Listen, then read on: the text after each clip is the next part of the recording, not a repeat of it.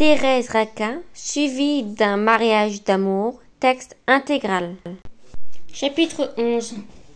Parfois, le dimanche, lorsqu'il faisait beau, Camille forçait Thérèse à sortir avec lui, à faire un bout de promenade aux Champs-Élysées. La jeune femme aurait préféré rester dans l'ombre humide de la boutique. Elle se fatiguait.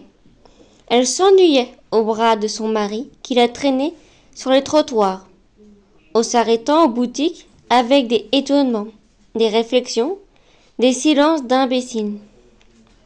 Mais Camille tenait bon. Il aimait à montrer à sa femme. Lorsqu'il rencontrait un de ses collègues, un de ses chefs surtout, et était tout fier d'échanger un salut avec lui en compagnie de madame. D'ailleurs, il marchait pour marcher, sans presque parler, roide et contrefait dans ses habits du dimanche, traînant les pieds, abrutis viniteux. Thérèse souffrait d'avoir un pareil homme au bras. Les jours de promenade, madame Raquin accompagnait ses enfants jusqu'au bout du passage. Elle les embrassait comme s'ils fussent partis pour un voyage. Et c'étaient des recommandations sans fin, des prières pressantes. Surtout, leur disait-elle, prenez garde aux accidents. Il y a tant de voitures dans ce Paris. Vous me promettez de ne pas aller dans la foule? Elle les laissait enfin s'éloigner, les suivant longtemps des yeux. Puis, elle rentrait à la boutique.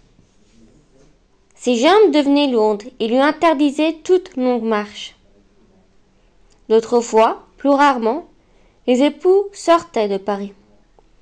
Ils allaient à Saint-Ouen ou à Asnières et mangeaient une friture dans un des restaurants du bord de l'eau. C'étaient des jours de grande débauche dont on parlait un mois à l'avance. Thérèse acceptait plus volontiers, presque avec joie, ces courses qui la retenaient en plein air jusqu'à 10 et 11 heures du soir. Saint-Ouen, avec des îles vertes, nous rappelait Vernon.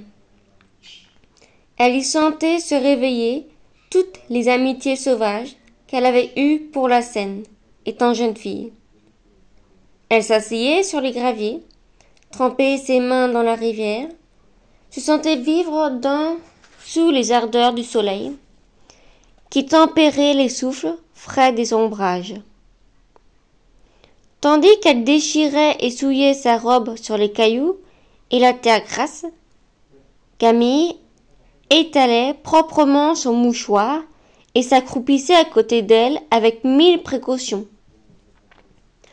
Dans les derniers temps, le jeune couple emmenait presque toujours Laurent, qui égayait la promenade par ses rires et sa force de paysan. Un dimanche, Camille, Thérèse et Laurent partirent pour Saint-Ouen, vers 11 heures. Après le déjeuner, la partie était projetée depuis longtemps et devait être la dernière de la saison. L'automne venait de souffler froid, commençait le soir à faire frissonner l'air. Ce matin-là, le ciel gardait encore toute sa sérénité bleue. Il faisait chaud au soleil et l'ombre était tiède. On décida qu'il fallait profiter des derniers rayons. Les 3 promeneurs prirent un fiacre, accompagné des doléances, des effusions inquiètes de la vieille mercière. Ils traversèrent Paris et quittèrent la fiacre en fortification, puis ils gagnèrent Saint-Ouen en suivant la chaussée. Ils étaient midi, la route couverte de poussière, largement éclairée par les rayons du soleil, avait des blancheurs aveuglantes de neige. L'air brûlait, épaissi et âcre. Thérèse, au bras de Camille, marchait à petits pas, se cachant sous son ombrelle, tandis que son mari s'éventait la face avec un immense mouchoir. Derrière eux venait Laurent, dont les rayons du soleil mordaient le cou sans qu'il parût rien sentir. Il sifflait, il poussait du pied des cailloux et, par moments, il regardait avec des yeux fauves des balancements de hanches de sa maîtresse. Quand ils arrivèrent à Saint-Ouen, ils se hâtèrent de trouver un bouquet d'arbres, un tapis d'herbe verte, étalé à l'ombre. Ils passèrent dans une île et s'enfoncèrent dans un talis. Les feuilles tombées faisaient à terre une couche rougeâtre, qui craquait sous les pieds avec des frémissements secs. Les troncs se dressaient droits, innombrables comme des faisceaux de colonnettes gothiques. Les branches descendaient jusque sur le front du promeneur, qui avait aussi pour tout horizon la voûte cuivrée des feuillages et des fûts blancs et noirs des trempes et des chênes. Ils étaient au désert, dans un trou mélancolique, dans une étroite clairière silencieuse et fraîche. Tout autour d'eux, ils entendaient la Seine gronder. Camille avait choisi une place sèche et s'était assis en relevant les pans de sa redingote. Thérèse, avec un grand bruit de jupe froissée, venait se jeter sur les feuilles. Elle disparaissait à moitié au milieu des plis de sa robe qui se relevaient autour d'elle. En découvrant une de ses jambes jusqu'aux genoux, Laurent, couché à plat ventre, le manteau dans la terre, regardait cette jambe et écoutait son ami qui se fâchait contre le gouvernement, en déclarant qu'on devrait changer tous les îlots de la Seine en jardins anglais, avec des bancs, des allées sablées, des arbres taillés comme aux Tuileries. Ils restèrent près de 3 heures dans la clairière, attendant que le soleil se fût moins chaud pour courir la campagne avant le dîner. Camille parla de son bureau et conta des histoires niaises, puis, fatigué, il se laissa aller à la renverse et s'endormit. Il avait posé son chapeau sur ses yeux depuis longtemps. Thérèse, les paupières closes, feignait de sommeiller. Alors Laurent se colla doucement vers la jeune femme. Il avança les lèvres et baissa sa bottine et sa cheville.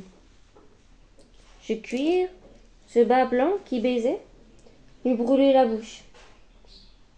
Les senteurs âpres de la terre, les parfums légers de Thérèse se mêlaient et les pénétraient en allumant son sang, en irritant ses nerfs. Depuis un mois, il vivait dans une chasteté pleine de colère. La marche au soleil sur la chaussée de Saint-Ouen avait mis des flammes en lui. Maintenant, il était là, au fond d'une retraite ignorée, au milieu de la grande volupté de l'ombre et du silence. Il ne pouvait presser contre sa poitrine cette femme qui lui appartenait. Le mari allait peut-être s'éveiller, le voir déjouer ses calculs de prudence. Toujours cet homme était un obstacle, et l'amant aplati sur le sol, se cachant derrière les jupes, frémissant et irrité, collait des baisers silencieux sur la bottine et sur le bas blanc. Thérèse, comme morte, ne faisait pas un mouvement. Laurent crut qu'elle dormait. Il se leva, le dos brisé, et s'appuya contre un arbre. Alors il vit la jeune femme qui regardait en l'air avec des grands yeux ouverts et luisants. Son face, posée entre ses bras relevés, avait une pâleur mate, une rigidité froide. Thérèse songeait. Ses yeux fixes semblaient un abîme sombre où l'on ne voyait que de la nuit. Elle ne bougea pas. Elle ne tourna pas ses regards vers Laurent, debout derrière elle. Son amant la contempla, presque effrayé de la voir si immobile, si muette, sous ses caresses. Cette tête blanche et morte, noyée dans les plis des jupons, lui donnait une sorte d'effroi plein de désirs cuisants. Il aurait voulu se pencher et fermer d'un baiser ses grands yeux ouverts. Mais presque dans les jupons dormait aussi Camille. Le pauvre être, le corps déjeté, montrait sa maigreur ronflait légèrement sous le chapeau qui lui couvrait à demi la figure. On apercevait sa bouche tordue par le sommeil, faisant une grimace bête, de petits poils rougeâtres, clairsemés, sur son menton grêle, salissait sa chair blafarde et, comme il avait la tête renversée en arrière, on voyait son cou maigre, raidé, au milieu duquel les nœuds de la gorge saillants et d'un rouge brique remontaient à chaque ronflement. Camille, ainsi vautré, était exaspérant et ignoble. Laurent, qui le regardait, leva le talon d'un mouvement brusque. Il allait, d'un coup, lui écraser la face. Thérèse retint un cri. Elle pâlit et ferma les yeux. Elle tourna la tête, comme pour éviter les éclaboussures de sang. Et Laurent, pendant quelques secondes, resta, le talon en l'air, au-dessus de Camille endormie. Puis, lentement, il replia la jambe. Il s'éloigna de quelques pas. Il s'était dit que ce serait là un assassinat d'imbécile. Cette tête broyée lui aurait mis la police dans les bras. Il voulait se débarrasser de Camille uniquement pour épouser Thérèse. Il entendait vivre au soleil, après le crime, comme le meurtrier de Roulier, dont le vieux Michaud avait rencontré l'histoire. Il alla jusqu'au bord de l'eau, regarda couler la rivière d'un air stupide. Puis brusquement il entra dans le taillis. Il venait enfin d'arrêter un plan, d'inventer un meurtre commode et sans danger pour lui. Alors il éveilla le dormeur en lui chatouillant le nez avec une paille. Camille éternua, se leva, trouva la plaisanterie excellente. Il aimait Laurent, pour ses farces qui le faisaient rire. Puis il secoua sa femme qui tenait les yeux fermés. Lorsque Thérèse se fut dressée et qu'elle eut secoué ses jupes fripées et couvertes de feuilles sèches, les trois promeneurs quittèrent la clairière, en cassant des petites branches devant eux. Ils sortirent de l'île, s'en allèrent par les routes, par les chantiers, pleins de groupes endimanchés. Entre les haies contraient des filles en robe claire. Une équipe de canotiers passait en chantant. Des filles de couples bourgeois, de vieilles gens, de commis avec leur épouse, marchaient à petits pas au bord des fossés. Chaque chemin semblait une rue populeuse et bruyante. Le soleil seul gardait sa tranquillité. Large, il baissait vers l'horizon et jetait sur les arbres rougis, sur les routes blanches, d'immenses nappes de clarté pâle.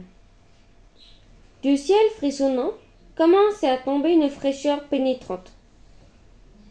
Camille ne donnait plus le bras à Thérèse. Il causait avec Laurent, riait des plaisanteries et des tours de force de son ami. Il sentait les fossés et soulevait de grosses pierres. La jeune femme, de l'autre côté de la route, s'avançait, la tête penchée, se courbant parfois pour arracher une herbe. Quand elle était restée en arrière, elle s'arrêtait, regardait de loin son amant et son mari. « Hé, tu n'as pas faim ?» finit par le crier Camille. « Si, » répondit-elle. « Alors en route !» Thérèse n'avait pas faim. Seulement elle était lasse et inquiète. Elle ignorait les projets de Laurent. Ses jambes tremblaient sous elle d'anxiété. Les trois promeneurs revinrent au bord de l'eau et cherchèrent un restaurant. Ils s'attablèrent sur une sorte de terrasse en planche, dont une cargeote puante de la graisse et le vin. La maison était pleine de cris, de chansons, de bruits, de vaisselle. Dans chaque cabinet, dans chaque salon, il y avait des sociétés qui parlaient haut, et les minces cloisons donnaient une sonorité vibrante à tout ce tapage. Les garçons, en montant, faisaient trembler l'escalier. En haut, sur la terrasse, les souffles de la rivière chassaient les odeurs de grillons. Thérèse, appuyée contre la balustrade, regardait sur le quai. À droite et à gauche s'étendaient 2 files de quinettes et de baraques de foire. Sous les tonnelles, entre les feuilles rares et jaunes, on apercevait la blancheur des nappes, les taches noires des peletotes, les jupes éclatantes des femmes. Les gens laits venaient nu-tête, courant riant, et, au bruit grillade de la foule, se mêlaient les chansons lamentables des orques de barbarie.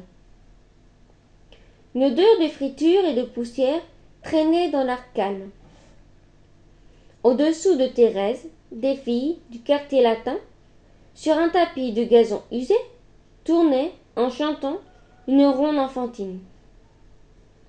Le chapeau tombé sur les épaules, les cheveux dénués, elles se tenaient par la main. Jouant comme des petites filles, elles retrouvaient un filet de voix fraîche et leurs visages pâles, que des caresses brutales avaient martelés, se coloraient tendrement de rougeur vierge. Dans leurs grands yeux impurs passaient des humidités attendries. Des étudiants fumant des pipes de terre blanche les regardaient tourner en leur jetant des plaisanteries grasses. Et, au-delà sur la Seine, sur les coteaux descendait la sérénité du soir. Un air bleuâtre et vague qui noyait les arbres dans une vapeur transparente. « Eh bien !» cria Laurent, se penchant sur la rampe de l'escalier. « Garçon, et ce dîner ?»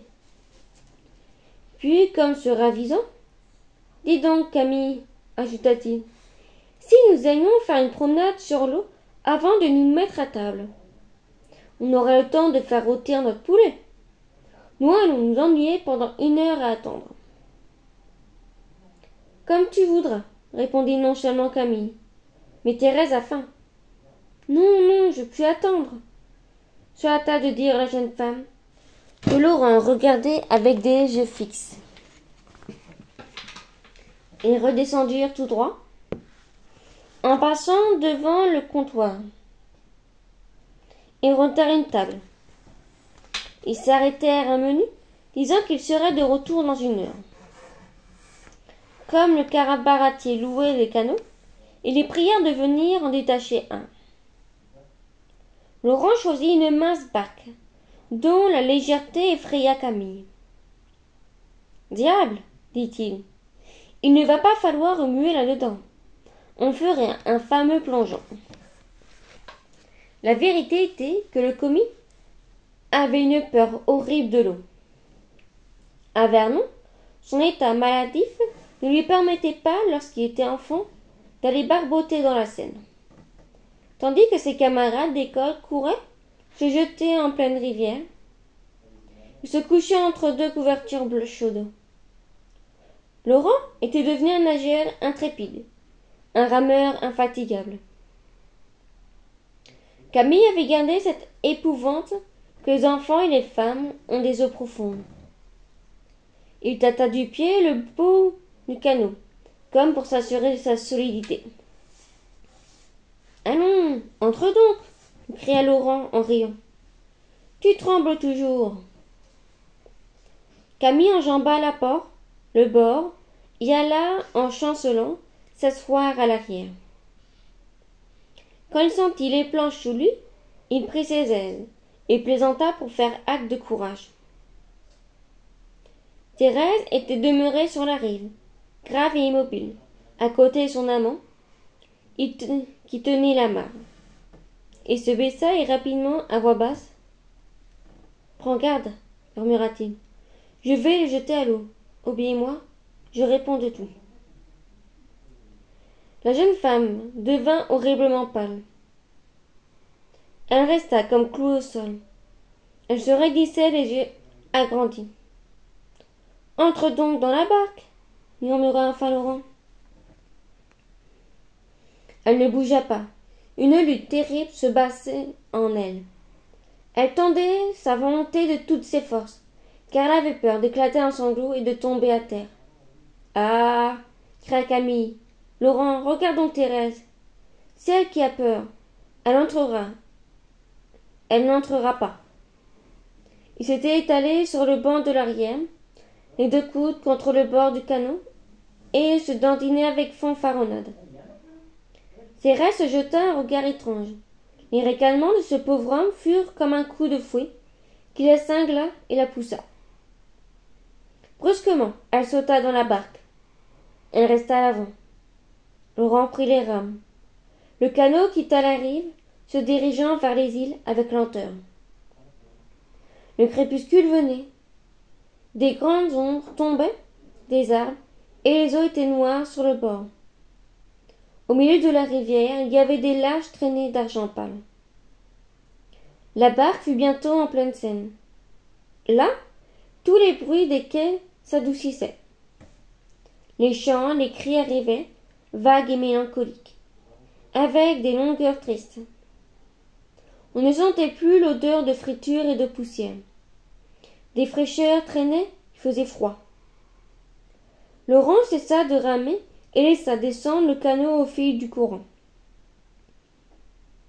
En face se dressait le grand massif rougeâtre des îles. Les deux rives, d'un brun sombre taché de gris, étaient comme deux larges bandes, qui allaient se rejoindre à l'horizon. L'eau et le ciel semblaient coupés dans le même étouffé bleuâtre. Rien n'est plus douloureux, calme, qu'un crépuscule d'automne. Les rayons pâlissent dans l'air frais et sonnant. Les arbres vieillissent, jetant leurs feuilles. La campagne brûlée par les rayons ardents de l'été.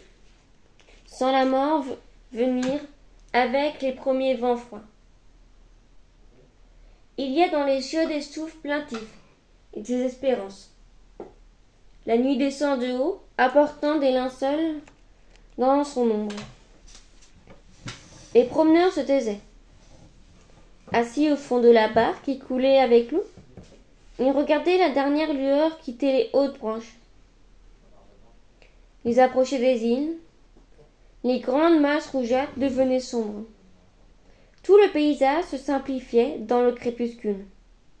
La Seine, le ciel, les îles, Couteau n'étaient plus que des taches brunes et grises qui s'effaçaient au milieu d'un brouillard laiteux. Camille, qui avait fini par se coucher, à plat ventre, la tête au-dessus de l'eau, trempa ses mains dans la rivière. « Fitch, que c'est froid !» s'écria-t-il. « Il ne ferait pas bon de piquer une tête dans ce bouillon-là. »